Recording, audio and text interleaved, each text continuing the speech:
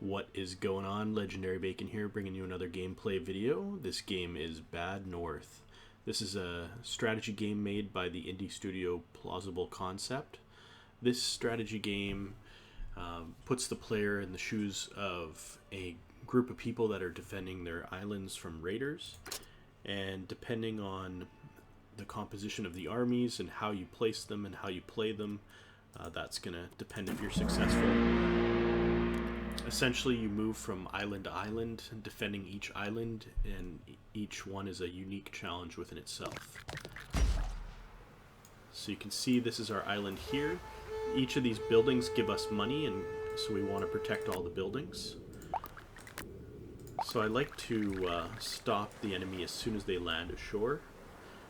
There's different enemies as you advance through the levels, and they get harder and harder. But the good news is you can upgrade your forces to be more than just swordsmen. They can become pikemen, archers, and all kinds of different warriors. Alright. So you can see our forces have easily defended against that. We can click on the replenishment button, but currently the squad is full, so we don't have to worry about that. It's actually an interesting art style and very compelling concept. And the other good thing about the game is there's a ton of replayability, trying out different strategies and using different army compositions. Alright, this is going to be the big force that lands. The first couple levels are pretty easy, and then it gets progressively more difficult as you play through. And we can even move this group in here to flank. There we go. So for all the houses saved, you gather coins. These coins are expendable on different skills and different upgrades. Alright. So the first island is protected, and then we're going to escape onto the next one. I'm going to see what upgrades I can purchase. So right now, not much. So we're going to have to wait until we get some more money.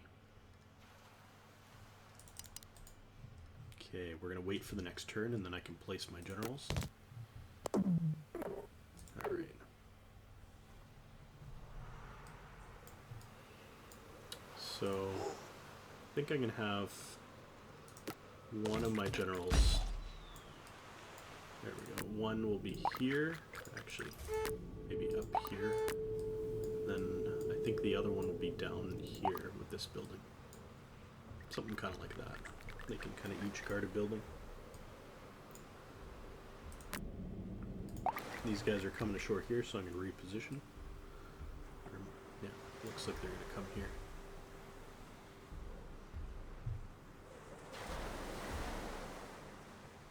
It's actually kind of a peaceful, tranquil game, even though there's some action happening all the time. Oh, looks like they're going to land on this side, so let's reposition those guys.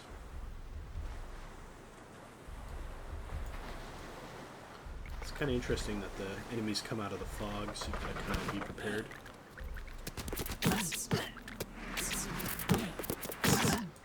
Alright. First wave has been defended against. Let's see, we can replenish our troops here, so let's do that quickly.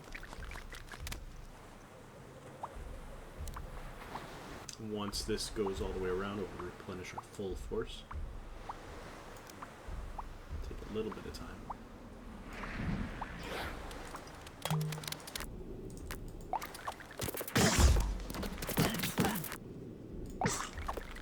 It looks like all the enemy forces are coming on this side, so let's reposition our troops. There we go.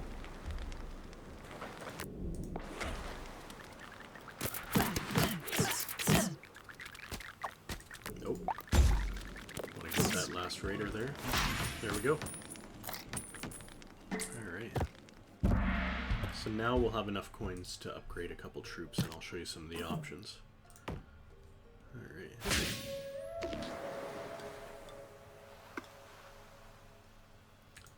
So you can see the different islands will have different rewards that you can get, and you can also choose to split up your forces, which makes it more difficult, but then you get twice the amount of rewards.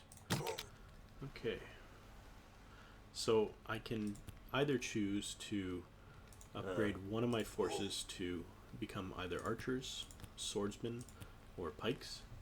I usually like to upgrade my first group into swordsmen because I feel like they're more capable and a little more versatile. And then later you can get some different swordsman skills like plunge, where they can leap off cliffs, or veteran, where they are just all around stronger. And as you progress, you can get more skills and different types of troops. Alright, let's wait for the next turn, and then once our men are colored, they're activated. So I think what we're going to do here is have one go to one island and one go to the other. It's kind of risky, but I'm going to try it out. So yeah, this is a pretty defensible island, so I think I can get away with just one army. This early in the game, it's quite risky.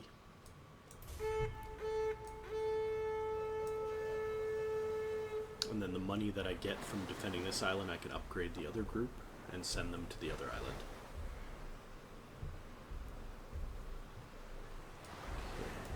I don't think there's any other approaches, so every enemy force has to come up here, and usually this early in the game, the enemy's not going to have archers or anything.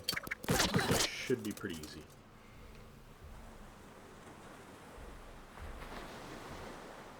As long as I don't take too many casualties, I don't see any issues here.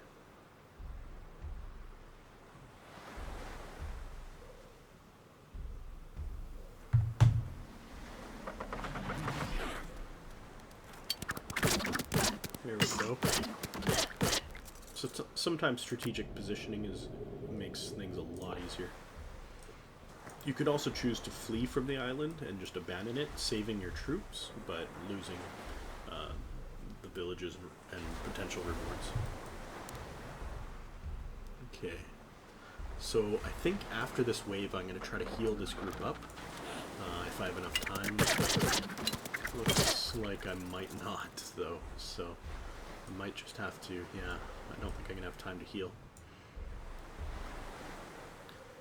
Yeah, you'll find the pace in the game starts to pick up and the difficulty gets a lot harder, especially when you start facing many different types of forces all at once.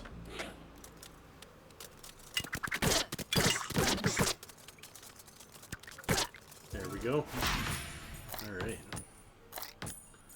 So now I have the potential opportunity to defend two different islands.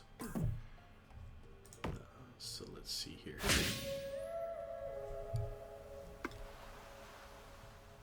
I think when there's like a little banner here, I think that means you can rescue an army.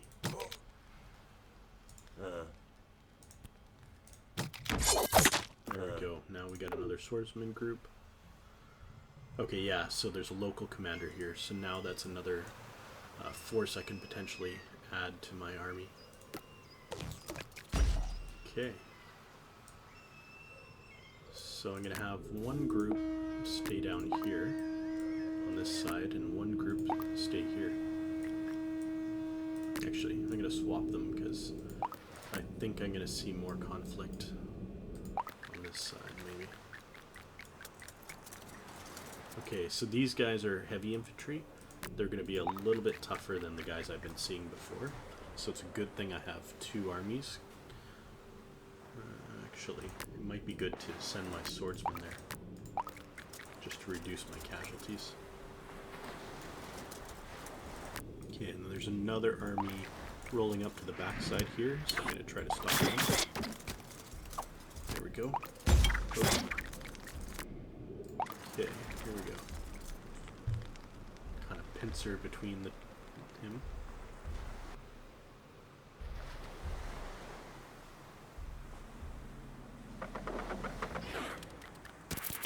Alright, we've stopped them pretty good. Oh, there's an archer.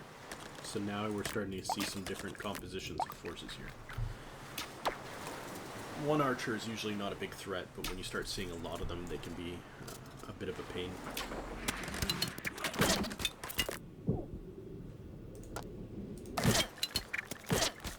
I'm going to send some of my warriors to get healed, and I'm going to keep these guys defending the coast. There we go.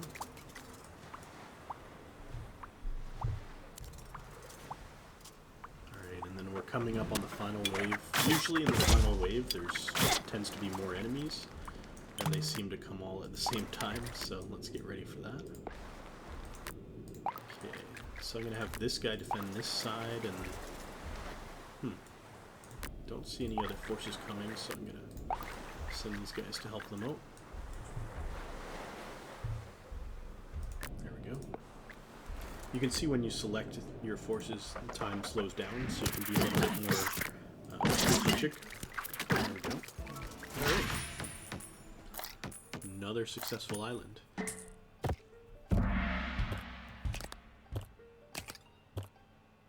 Alright, we rescued some more people. And we got a new general, which gives us a lot more options going forward.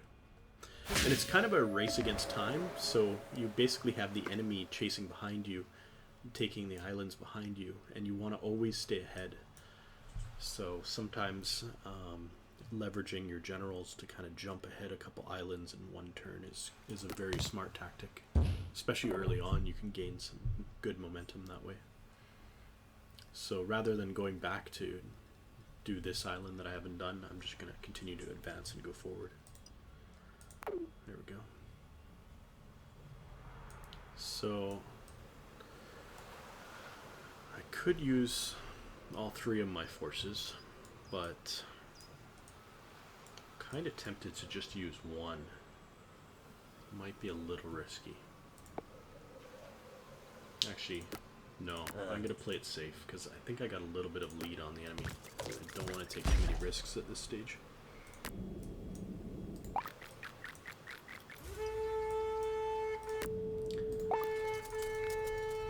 Usually once I get 4 generals, then I can go send 2 in one direction and 2 in another direction.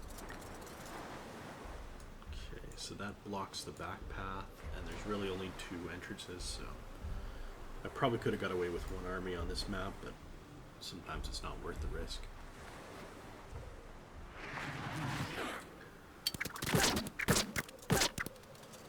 There we go. Should keep our height advantage. Oh, we lost one. Okay, now here comes their archers. Luckily our guys have shields. So if they were just the rank 1 warriors and not swordsmen, they would be a lot more vulnerable to archers. And rather than letting them pick off at me, I'm just going to run them down. There we go.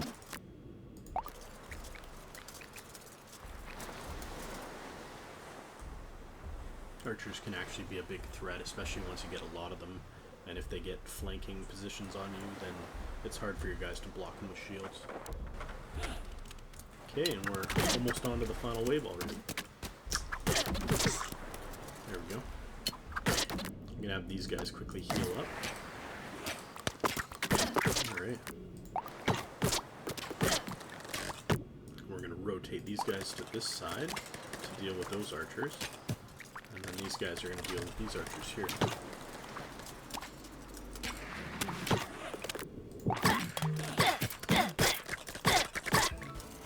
Alright.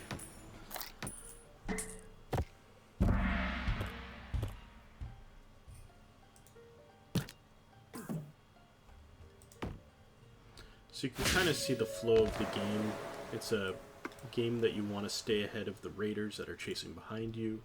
You also want to be strategic about how you place your armies on the islands, and sometimes making a decision about which islands to go to and what potential rewards there are is a big part of the game. So there's a lot of thinking, a lot of strategy involved, and there's also a ton of replayability. I can't tell you how many times I've replayed this game, so I highly recommend it. Definitely check out Bad North, and we'll see you next time.